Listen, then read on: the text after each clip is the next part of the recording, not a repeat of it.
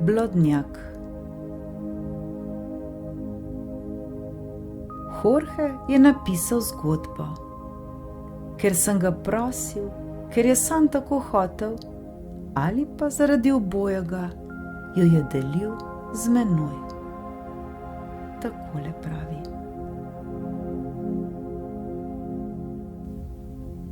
Vedno so mu ugajale uganke. Že od malega je iskal izziv v križankah, rebusih, blodnjakih, kriptogramih in drugih miselnih problemih, na katere je naletel.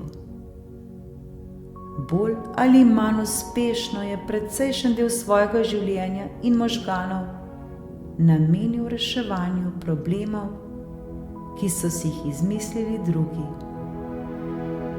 Seveda ni bil nezmotljiv, v roke je dobil vrsto ugank, ki so bile zanj prezahtevne.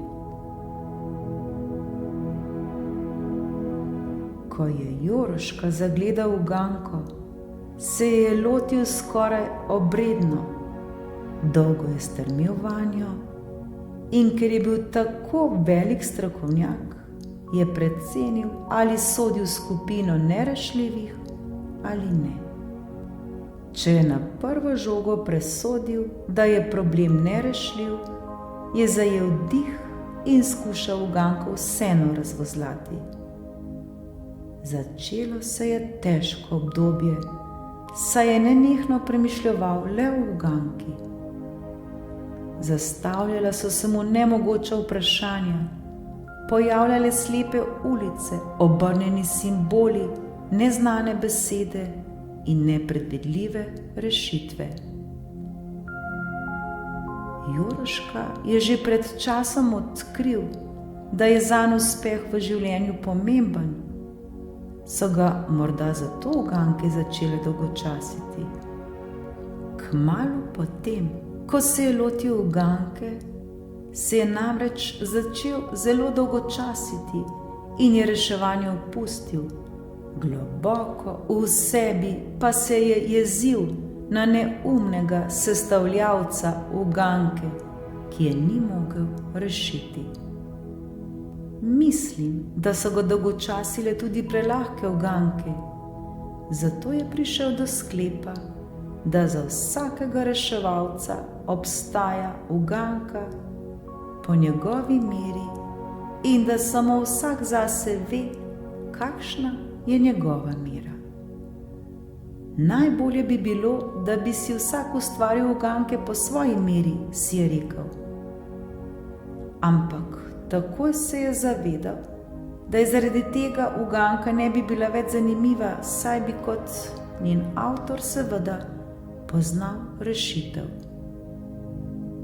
Malo za šalo in malo iz želje, da bi naredil veselje drugim, ki so tako kot on radi reševali uganke, si je začel izmišljevati besedne igre, številčne uganke, logične in abstraktne probleme. Toda njegovo veliko delo je bila gradnja blodnjaka. Nekega mirnega sončnega dne je v eni od sob svoje ogromne hiše začel postavljati pregrade.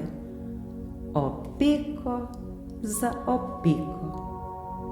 Nameraval je zgraditi velikanski blodnjak v naravni velikosti. Minila so leta.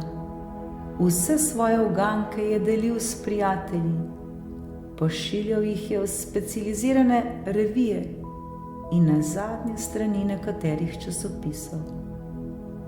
A za blodnjak ni povedal nikomur, pa tudi predstavil ga ni. Rasel je in rasel v njegovi hiši. Joroškov blodnjak je postajal vedno bolj zapleten. Skoraj ni opazil, da je bilo v njem vse več poti, ki niso vodile nikamor. Gradnja je postala pomemben del njegovega življenja. Ni minil dan, da Joroška ne bi dodal opeke, zaprl kakšnega vhoda ali podaljšal ovinka, da je pot po blodnjaku postala še težja. Čez kakšnih 20 let v sobi, kjer je začel graditi, ni bilo več dovolj prostora in bilo je edino smiselno, da se je blodnjak razširil še v druge dele hiše.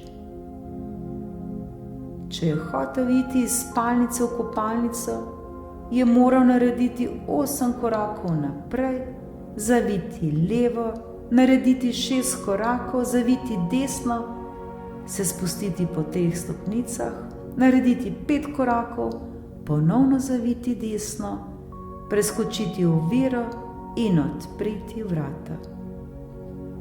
Če je hotel na teraso, se je moral skloniti nad levo steno, se nekaj metrov kotaliti in se nato po vrvi povzpeti do zgornjega nadstropja. Tako je hiša postopno postajala velikanski blodnjak. Na začetku ga je to navdajalo z zadovoljstvom. Bilo je zabavno hoditi po hodnikih, ki so včasih tudi njega pripeljali na poti, ki niso vodile nikamor. Nemogoče si je bilo namreč zapomniti vse. To je bil blodnjak po njegovi meri. Čisto po njegovi meri. Odslej je Jožka v svojo hišo, v svoj blodnjak povabil veliko ljudi, a celo najbolj zagreti so se, tako kot on z drugimi ugankami, nazadnje začeli dolgočasiti. Ponudil se je, da jih bo vodil po hiši, toda ljudje so tam preživeli nekaj časa, nato pa odšli. Vsi so mu govorili bolj ali manj isto. Tako ni mogoče živeti. Nazadnje Jožka ni več zdržal v večni samoti in se je preselil v hišo brez blodnjaka, kjer je lahko brez težav sprejemal goste. Toda, kadarkoli je spoznal koga, ki se mu je zdel bister, ga je odpeljal na svoj pravi dom. Tako kot pilot v Malem princu, ki je risal boje od znotraj in od zunaj, je tudi Jožka odpiral svoj blodnjak tistim, ki so se mu tega zdeli vredni. Toda Jožka nikoli ni našel nikogar, ki bi hotel z njim tam živeti.